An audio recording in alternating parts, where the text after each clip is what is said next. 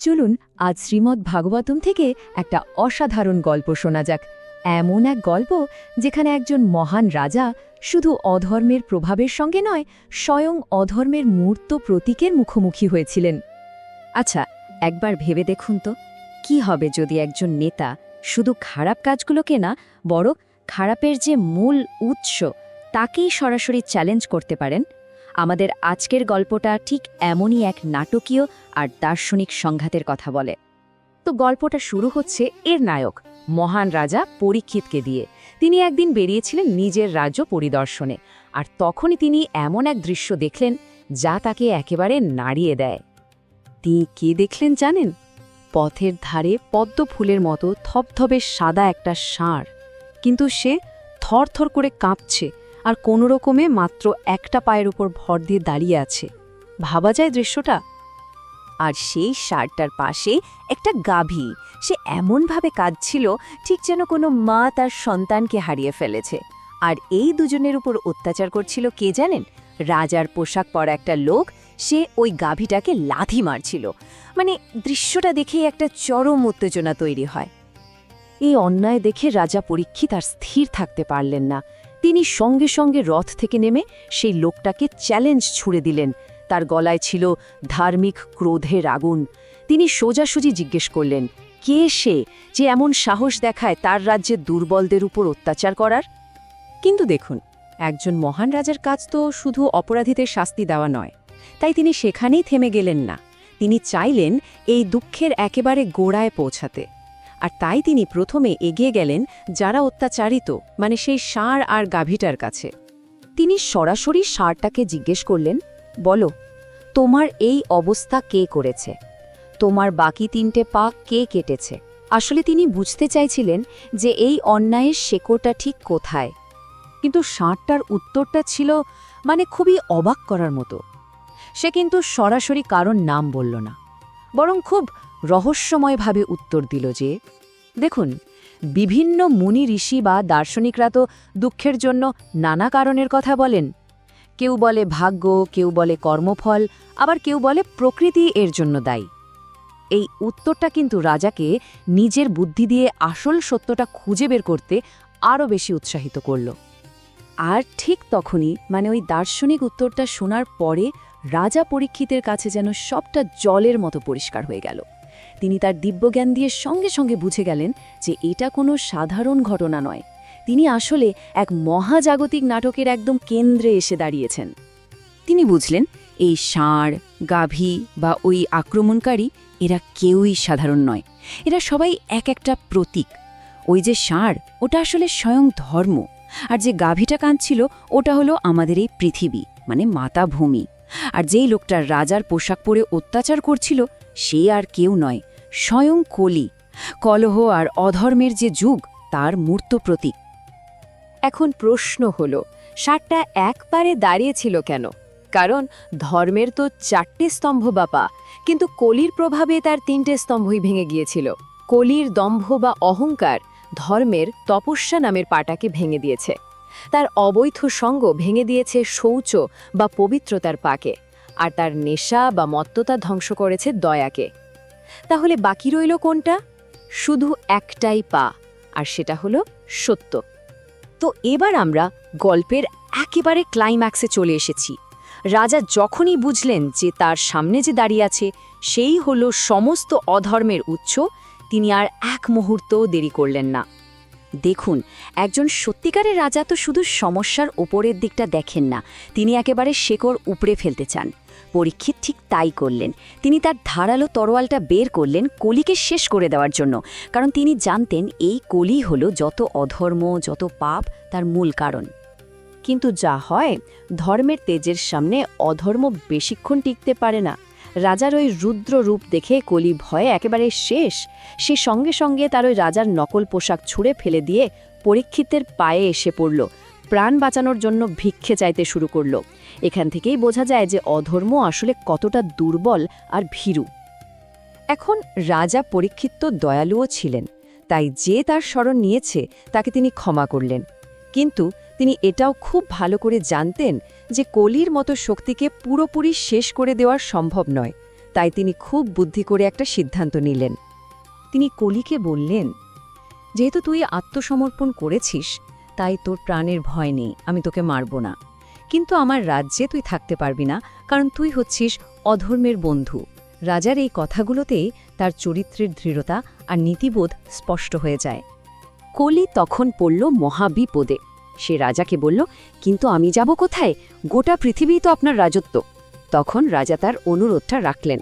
তিনি বললেন, ঠিক আছে, এবং তাকে থাকার জন্য নির্দিষ্ট কয়েকটা জায়গা ঠিক করে দিলেন। রাজা কলিকে 5টা জায়গায় থাকার অনুমতি দিলেন: জুয়া, মদ্যপান বা যে কোনো নেশা, অবৈধ সম্পর্ক, অকারণ হিংসা আর সোনা। ভাবুন একবার, এই প্রত্যেকটা জিনিসই কিন্তু সমাজে অশান্তি আর নৈতিক অবক্ষয়ের জন্য দায়ী।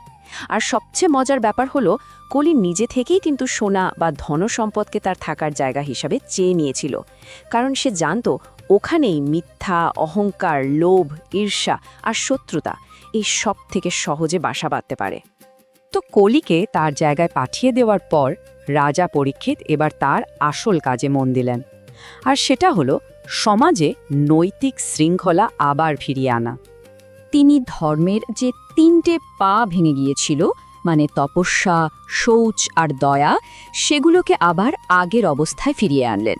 এক কথায় তিনি সমাজকে ভেতর থেকে সারিয়ে তুললেন, আবার নৈতিকভাবে শক্তিশালী করে তুললেন। আর এর ফলও মিলল হাতে নাতে। মাতা পৃথিবী শান্ত হলেন। রাজা পরীক্ষিত এমন এক শাসন ব্যবস্থা তৈরি করলেন যেখানে তার সমস্ত প্রজারা শান্তিতে আর সমৃদ্ধিতে থাকতে পারত। আর এটাই তো একজন আদর্শ শাসকের সবচেয়ে বড় কর্তব্য, তাই না? এই হাজার হাজার বছর পুরনো গল্পটা কিন্তু আমাদের জন্য একটা খুব জরুরি প্রশ্ন রেখে যায়। গল্পে কলিকে থাকার জায়গা দেওয়া হয়েছিল সোনা বা ধনের মধ্যে, যেখানে খুব সহজে মিথ্যে আর হিংসা জন্মায়। একবার ভাবুন তো, আজকের এই পৃথিবীতে যেখানে ধন সম্পদের লোভ প্রায় সব জায়গায়, সেখানে আমরা কলির এই প্রভাব থেকে নিজেদের কিভাবে বাঁচিয়ে রাখি? এই গল্পের এটাই হয়তো আমাদের জন্য সবচেয়ে বড় প্রশ্ন।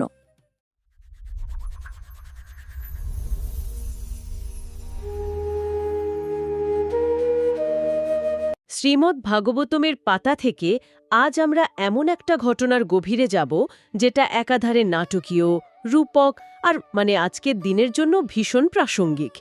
ভাবুন একবার, এক রাজা তার রাজ্য পরিদর্শনে বেরিয়ে এমন এক দৃশ্য দেখলেন যা তাকে পুরোপুরি স্তব্ধ করে দিল। একদম।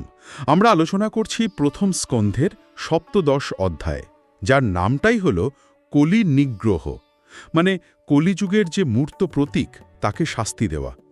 রাজা পরীক্ষিত যা দেখলেন তা শুধু তাকে বিচলিত করেনি, তার ভেতরকার যে ক্ষত্রিয় ধর্ম তাকে জাগিয়ে তুলেছিল। দৃশ্যটা একবার কল্পনা করা যাক। একজন লোক রাজার মতো পোশাক পরে আছে, কিন্তু তার কাজ পশুরও অধম। সে নির্দয়ভাবে একটা গাভী আর একটা ষাঁড়কে পেটাচ্ছে। ঠিক, ষাঁড়টা ভয়ে কাঁপছে, তার 4টে পায়ের মধ্যে 3টেই যেন নেই, কোনো ক্রমে এক পায়ে দাঁড়িয়ে আছে। আর গাভীটা, যার বাছুরকে কেড়ে নেওয়া হয়েছে, সে এতটাই দুর্বল যে ঠিকমতো দাঁড়াতেও পারছে না, আর তার চোখ দিয়ে জল গড়াচ্ছে। আজকের আলোচনায় আমরা এই ছবিটার প্রতিটা অংশের অর্থ বোঝার চেষ্টা করব। এই ষাঁড় আর গাভী আসলে কারা? রাজার পোশাকে এই অত্যাচারী বা কে? আর সবচেয়ে বড় কথা হলো, এই একটা ঘটনা থেকে ধর্ম, অধর্ম, শাসন ব্যবস্থা আর কলিযুগের চরিত্র সম্পর্কে কি গভীর শিক্ষা পাওয়া যায়, সেটাই হবে আমাদের আজকের অনুসন্ধান। তাহলে চলুন সেই মুহূর্তটায় ফিরে যাই। রাজা পরীক্ষিত তার সোনার রথে বসে আছেন, হাতে ধনুক, তাতে তীর লাগানো। তিনি মেঘের মতো গম্ভীর স্বরে সেই লোকটিকে থামালেন। তার প্রথম প্রশ্নটাই ছিল একেবারে সোজাসাপটা। তিনি জিজ্ঞাসা করলেন, কে তুমি? পোশাক দেখে তো রাজা মনে হচ্ছে, কিন্তু কাজ দেখে মনে হচ্ছে কোনো নিচু স্তরের অভিনেতা। আমার রাজ্যে দুর্বলদের উপর অত্যাচার করার সাহস তোমার হয় কি করে? এখানে দুটো সংস্কৃত শব্দ খুব গুরুত্বপূর্ণ। ষাঁড়টিকে বলা হয়েছে মৃণাল ধবলম, অর্থাৎ পদ্মের ডাঁটার মতো ধবধবে সাদা। এটা তার পবিত্রতার প্রতীক। আর সে দাঁড়িয়েছিল পদেই কেনে, অর্থাৎ এক পায়ে। আর গাভীটি? অন্যদিকে গাভীটিকে বলা হয়েছে ধর্মদুঘা, অর্থাৎ যার কাছ থেকে ধর্ম দহন করা হয়। এই গাভীই হল পৃথিবী। এমন পবিত্র সত্তাদের উপর এই অত্যাচার দেখেই রাজা ক্রোধান্বিত হয়েছিলেন। রাজার ক্রোধটা কিন্তু শুধু আবেগের বশে ছিল না, তাই না? এর পেছনে ছিল তার রাজধর্মের প্রতি গভীর দায়বদ্ধতা। অবশ্যই। তিনি লোকটিকে বললেন, শ্রীকৃষ্ণ আর অর্জুনের মতো মহাত্মারা পৃথিবী থেকে চলে যাওয়ার পরেই তোমার মতো অধার্মিকরা নিরীহুদের ওপর অত্যাচার করার সুযোগ পেয়েছে। তুমি অবশ্যই বৌদ্ধ। তিনি একটা অসাধারণ কথা ঘোষণা করলেন, এষ রাজ্ঞাম পরধর্ম হিয়ার ইয়াতানাম আরতি নিগ্রহ। এর মানে হল আর্ত বা পীড়িতদের কষ্ট দূর করাই একজন রাজার পরম ধর্ম। ঠিক, তাই আমি তোমাকে এই জীব হত্যাকারীকে এক্ষুনি বধ করব। এখানে একটা বিষয় লক্ষ্য করার মতো, রাজার কাছে এটা শুধু দুটো পশুকে বাঁচানোর ঘটনা নয়। না, এটা তার চেয়ে অনেক বড় কিছু। তিনি বুঝতে পারছেন এটা আসলে তার শাসন ব্যবস্থার উপর একটা সরাসরি আক্রমণ। কৃষ্ণ অর্জুনের অনুপস্থিতিতে ধর্মের উপর এই আঘাত আসলে গোটা সমাজ ব্যবস্থার ভিত্তিকেই নাড়িয়ে দেওয়ার একটা চেষ্টা, তাই তার প্রতিক্রিয়া এত তীব্র। এরপর রাজা ষাটটির দিকে ফিরলেন। তার গলা এবার অনেক নরম। তিনি খুব করুণার সাথে জিজ্ঞাসা করলেন, হে সুরভিপুত্র, তোমার তো 4টে পা, তোমার বাকি 3টে পা কে কেটে নিল? আমার মতো কৃষ্ণভক্ত রাজার রাজ্যে তোমার মতো দুঃখিত কেউ থাকতে পারে না? নির্ভয়ে বলো, কে তোমার এই অবস্থা করেছে, আমি তাকে শাস্তি দেব। কিন্তু এখান থেকে গল্পটা একটা অদ্ভুত মোড় নেয়। ষাঁড়, যিনি আসলে স্বয়ং ধর্ম, তিনি সরাসরি কোনো উত্তর দিলেন না, কোনো অভিযোগ করলেন না। এটাই তো অবাক করার মতো। যে কেউ হলে তো সাথে সাথে দেখিয়ে দিত যে ওই লোকটা আমাকে মেরেছে, কিন্তু ধর্মরূপী ষাঁড় তা করলেন না। একদমই না, বরং তিনি এক গভীর দার্শনিক উত্তর দিলেন। তিনি বললেন, হে পুরুষ শ্রেষ্ঠ, আমাদের দুঃখের আসল কারণ কি তা আমরা নিজেরাই জানি না। এ নিয়ে নানা মুনির নানা মত। নানা মুনির নানা মত? যেমন কেউ বলেন আমাদের আত্মাই নিজের দুঃখের কারণ, কেউ ভাগ্য বা দৈবকে দায়ী করেন, কেউ বলেন কর্মফল, আবার কেউ বলেন আমাদের স্বভাব বা প্রকৃতিই দায়ী। এটা একটা অসাধারণ বক্তব্য। তিনি কোনো একক ব্যক্তিকে দোষ না দিয়ে দুঃখের দার্শনিক দিকটা তুলে ধরলেন। তার মানে ধর্ম এখানে একটা ব্লেম গেম বা একে অপরকে দোষারোপের সংস্কৃতি থেকে বেরিয়ে আসতে বলছেন। একদম। তিনি বলছেন দুঃখের আসল কারণটা হল অপ্রত্যর্কেদ নির্দেশ্যাত, অর্থাৎ যা সাধারণ তর্ক বা যুক্তি দিয়ে বোঝা যায় না এবং যা ভাষায় প্রকাশ করাও কঠিন।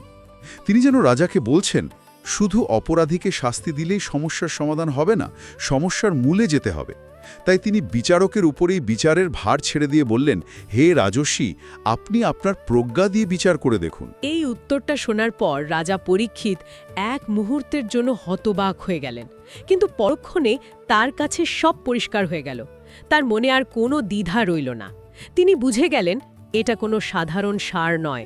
ঠিক, কারণ এত গভীর দর্শন কোনো সাধারণ পশুর মুখ থেকে বেরোতে পারে না। রাজা সঙ্গে সঙ্গে বুঝলেন এবং বললেন, আপনি ধর্মকে জানেন, তাই আপনিই হলেন ষাঁড়রূপী ধর্ম, ধর্মসি ব্রুশরূপধৃক। আর নিজের উপর অত্যাচারীর নাম না বলার কারণটাও তিনি ধরে ফেললেন। হ্যাঁ, তিনি বললেন, আপনি নিজের উপর অত্যাচারীর নাম বলছেন না, কারণ যে অন্যের দোষ লোকের সামনে বলে বেড়ায় সেও সেই পাপের ভাগীদার হয়। ধর্মের এই সূক্ষ্ম তত্ত্ব আপনার জানা। তাহলে রাজা যখন বুঝতে পারলেন যে তিনি স্বয়ং ধর্মের সাথে কথা বলছেন, তখন তিনি নিশ্চয়ই ধর্মের এই এক পায়ে দাঁড়িয়ে থাকার কারণটাও বুঝতে পারলেন। হ্যাঁ, এরপর রাজা নিজেই সেই কারণটা ব্যাখ্যা করলেন। তিনি বললেন, সত্যযুগে ধর্মের 4টে পা ছিল। তপস্যা মানে আত্মনিয়ন্ত্রণ ও শৃঙ্খলা, শৌচ মানে ভেতর ও বাইরের পবিত্রতা, দয়া আর সত্য। তপস্যা, শৌচ, দয়া আর সত্য, 4টি পা। হ্যাঁ, কিন্তু অধর্মের প্রভাবে, বিশেষ করে মানুষের গর্ব, আসক্তি আর মত্ততার কারণে ধর্মের প্রথম 3টি পা, তপস্যা, শৌচ আর দয়া, ভেঙে গেছে। তার মানে কলিযুগে ধর্ম টিকে আছে শুধুমাত্র একটা পায়ের উপর, আর সেটা হলো সত্য। ভাবা যায় পরিস্থিতিটা কতটা দুর্বল। ঠিক তাই, আর কলি সেই শেষ পাটাকেও গ্রাস করতে চাইছে। শ্লোকে বলা হয়েছে, তম যে গৃক্ষত্যধর্ম যমনৃতে নৈধিতঃ, অর্থাৎ মিথ্যা বা অনৃত এর সাহায্যে পুষ্ট হয়ে এই অধার্মিক কলি ধর্মের শেষ আশ্রয় সত্যকেও কেড়ে নিতে চাইছে। আর গাভীরূপী পৃথিবী, তিনিও তো কাঁদছিলেন। হ্যাঁ, কারণ তিনি ভাবছিলেন ভগবানের শ্রীপাদের স্পর্শে তিনি একসময় সৌভাগ্যবতী ছিলেন, কিন্তু এখন অব্রাহ্মণ্যা নৃপব্যাজা শূদ্রা ভোক্ষন্তি মামিতি। অর্থাৎ অধার্মিক রাজবেশধারী শূদ্ররা তাকে ভোগ করবে। এই সবকিছু বোঝার পর রাজা পরীক্ষিত আর এক মুহূর্ত দেরি করলেন না। ধর্ম আর পৃথিবীকে সান্ত্বনা দিয়ে তিনি অধর্মের মূল মানে কলিকে শেষ করার জন্য তার ধারালো তলোয়ারটা বের করলেন। সংস্কৃতে বলা হয়েছে নিশাত মাদদে খাড়গম। তার লক্ষ্য এবার স্থির, এই সমস্ত অধর্মের গোড়াটাকে উপড়ে ফেলতে হবে। রাজাকে ওই ভয়ঙ্কর রূপে তলোয়ার হাতে এগিয়ে আসতে দেখে কলি প্রচণ্ড ভয় পেয়ে গেল। তার এতক্ষণের নাটক, রাজার পোশাক সব শেষ। সে সঙ্গে সঙ্গে তার রাজবেশ ত্যাগ করল এবং ভয়ে কাঁপতে কাঁপতে রাজার পায়ে নিজের মাথা রেখে আত্মসমর্পণ করল। শ্লোকের ভাষায় বললে, তৎপাদমূলম শিরসা সামাগাদ ভয়াবিভ্রলাহ। ভয়ে বিভ্বল হয়ে সে রাজার পায়ের কাছে আশ্রয় নিল। কিন্তু রাজা তো তাকে বধ করার জন্যই তলোয়ার তুলেছিলেন, তাহলে পায়ে পড়তে দেখে তিনি কি তাকে ছেড়ে দিলেন? হ্যাঁ, এখানেই রাজার মহানুভবতা। পরীক্ষিত ছিলেন শরণাগত বৎসল, অর্থাৎ যে শরণাগত হয়েছে তার প্রতি তিনি দয়ালু। তাই পায়ে পড়া অসহায় কলিকে তিনি মারলেন না, বরং একটু হেসে বললেন, যেহেতু তুমি হাতজোর করে আমার শরণাপন্ন হয়েছ তাই তোমার ভয় নেই। কিন্তু একটা শর্ত দিলেন, তাই তো? অবশ্যই। তিনি বললেন, কিন্তু তুমি হলে অধর্ম বন্ধু, অর্থাৎ অধর্মের সঙ্গী, তাই আমার রাজ্যে তোমার কোনো জায়গা হবে না। তার মানে তিনি কলিকে পুরোপুরি নির্মূল করলেন না, বরং তাকে নির্বাসিত করার সিদ্ধান্ত নিলেন। এটা বেশ অদ্ভুত। কেন? কারণ রাজা জানতেন কলি হল এই যুগের স্বাভাবিক ধর্ম। তাকে পুরোপুরি শেষ করা সম্ভব নয়, কিন্তু তাকে নিয়ন্ত্রণ করা সম্ভব। তাই তিনি খুব স্পষ্টভাবে বললেন, যেখানে লোভ, মিথ্যা, চুরি, অসভ্যতা, পাপ, ছলনা, ঝগড়া আর দম্ভ থাকে সেখানেই তোমার বাস। তাই যে রাজ্যে সত্য আর ধর্মের শাসন চলে, যেখানে যজ্ঞের মাধ্যমে ভগবানের পূজা হয়, সেই ব্রহ্মাবর্তে তোমার কোনো স্থান নেই। তুমি এখান থেকে চলে যাও। এই আদেশ শুনে কলির অবস্থা তো আরও খারাপ হয়ে গেল। সে রাজাকে বলল, হে সার্বভৌম, আমি যাব কোথায়? আমি যেখানেই তাকাই সেখানেই তো আপনাকে ধনুর্বাণ হাতে দাঁড়িয়ে থাকতে দেখি। সে বলতে চাইল, আপনার শাসনে তো গোটা পৃথিবীই ধর্মরাজ্য। ঠিক তাই সে বলল, দয়া করে আমার থাকার জন্য একটা জায়গা নির্দিষ্ট করে দিন, যেখানে আমি আপনার আদেশ মেনে থাকতে পারি। এই অনুরোধ শুনে রাজা পরীক্ষিত তাকে থাকার জন্য 4টে জায়গা নির্দিষ্ট করে দিলেন। এই 4টে জায়গা হলো অধর্মের 4টে স্তম্ভ: দ্যুতক্রীড়া বা জুয়া, মদ্যপান, অবৈধ স্ত্রীসঙ্গ আর প্রাণী হত্যা বা কসাইখানো। এক মিনিট, এই জায়গাগুলো তো আজও সমাজে খুব পরিচিত। জুয়া মানে কি শুধু তাস খেলা, নাকি এর আরও ব্যাপক অর্থ আছে? অবশ্যই ব্যাপক অর্থ আছে। আজকের দিনে এর মানে হতে পারে লাগাম ছাড়া শেয়ার বাজার, অনলাইন বেটিং বা যে কোনো ধরনের ফটকা কারবার, যেখানে মানুষ বিনা পরিশ্রমে অর্থ লাভের চেষ্টা করে। আর মদ্যপান? একই রকম। মদ্যপান যে কোনো ধরনের নেশা যা মানুষের বিবেক বুদ্ধি নষ্ট করে দেয়। অবৈধ সঙ্গ মানে শুধু শারীরিক সম্পর্ক নয়, যে কোনো বিষাক্ত সম্পর্ক যা সমাজ বা পরিবারে ভাঙন ধরায়। আর হিংসা তো সর্বত্রই রয়েছে। কিন্তু করি নাকি এই 4টে জায়গায় সন্তুষ্ট ছিল না, সে আরও জায়গা চেয়েছিল। হ্যাঁ, তখন রাজা তাকে 5ম স্থান হিসেবে দিলেন জাতরূপম, অর্থাৎ সোনা বা স্বর্ণ। এটাই সবচেয়ে অবাক করার মতো বিষয়। সোনা তো লক্ষ্মীর প্রতীক, শুভ বলে মনে করা হয়। তাহলে সোনাকে কেন অধর্মের আশ্রয় বলা হলো? এর পেছনে যুক্তিটা কি? এটাই এই কাহিনীর সবচেয়ে গভীর শিক্ষা। ভাগবত বলছে, সোনা নিজে খারাপ নয়, কিন্তু সোনার সঙ্গে আরও 5টি জিনিস জড়িয়ে থাকে, যা কলির সবচেয়ে প্রিয়। কি সেই 5টি জিনিস? যেখানেই সোনা বা ধনসম্পদ আসে, সেখানেই জন্ম নেয় অনৃতং বা মিথ্যা, মানে সম্পদ অর্জনের জন্য বা রক্ষার জন্য যে মিথ্যা সেটা। তারপর মদং বা গর্ব, মানে সম্পদের অহংকার। আচ্ছা। তারপর কামং বা ভোগবাসনা, মানে সম্পদ দিয়ে আরও ভোগ করার ইচ্ছা। রজঃ বা তীব্র আসক্তি। এবং সব শেষে বৈরং, অর্থাৎ শত্রুতা, মানে সম্পদ নিয়ে যে রেষারেষি। বাহ, কি অসাধারণ বিশ্লেষণ! তার মানে সোনা হলো একটা চুম্বকের মতো, যা এই সমস্ত নেতিবাচক গুণগুলোকে আকর্ষণ করে। তাই যে ব্যক্তি আত্মিক উন্নতি করতে চান, বিশেষ করে যারা সমাজের নেতা, তাদের এই 5টি স্থান থেকে সচেতনভাবে দূরে থাকতে বলা হয়েছে। একদম। গল্পের শেষে আমরা দেখি রাজা পরীক্ষিত কলিকে এই নির্দিষ্ট স্থানগুলিতে নির্বাসিত করে ধর্মের হারিয়ে যাওয়া 3টি পা তপস্যা, শৌচ আর দয়া পুনরায় স্থাপন করলেন। তিনি পৃথিবীকে আশ্বস্ত করে রাজ্যের উন্নতিতে মন দিলেন। এভাবেই হস্তিনাপুরে তার ধর্মরাজ্য চলতে লাগল। তাহলে এই প্রাচীন কাহিনী থেকে আমরা যা শিখলাম তা হলো কলি বা অধর্মকে পুরোপুরি পৃথিবী থেকে মুছে ফেলা হয়তো সম্ভব নয়, কিন্তু তাকে চিহ্নিত করে তার বাসস্থানগুলোকে চিনে নিয়ে আমরা নিজেদের জীবন থেকে তাকে দূরে রাখতে পারি। জুয়া, নেশা, অবৈধ সঙ্গ, হিংসা আর সোনার প্রতি অন্ধ মোহ, এগুলোই হলো অধর্মের প্রবেশদ্বার। ঠিক তাই, এই কাহিনীটা ধর্ম আর অধর্মের মধ্যে এক চিরন্তন সংগ্রামের রূপক। এটা কোনো নির্দিষ্ট সময়ের গল্প নয়, এটা প্রত্যেক মানুষের মনের ভেতরের গল্প। এই পুরো আলোচনা শেষে একটা প্রশ্ন কিন্তু মাথায় ঘুরছে। কলিকে পঞ্চম স্থান হিসেবে সোনা বা সম্পদ দেওয়া হয়েছিল। আজকের এই চরম ভোগবাদী আর অর্থসর্বস্ব পৃথিবীতে, যেখানে সাফল্য মানেই আরও বেশি সম্পদ, আরও বেশি জাগতিক প্রাপ্তি, সেখানে একজন মানুষ কিভাবে নিজেকে কলির প্রভাব অর্থাৎ মিথ্যা, গর্ব, কামনা আর শত্রুতা থেকে মুক্ত রাখতে পারে? এটাই হলো সবচেয়ে বড় চ্যালেঞ্জ। সম্পদকে ব্যবহার করা আর সম্পদের দ্বারা ব্যবহৃত বা নিয়ন্ত্রিত হওয়ার মধ্যে একটা খুব সূক্ষ্ম রেখা আছে। সেই রেখাটা আমরা কিভাবে টানব, কোথায় থামতে হবে, সেটা আমরা বুঝব কি করে? এই প্রশ্নটা আজকের দিনে শায়দ আগের যে কোনো সময়ের চেয়ে অনেক বেশি প্রাসঙ্গিক, আর এই প্রশ্নটাই আমরা আমাদের শ্রোতাদের ভাবনার জন্য রেখে যেতে চাই।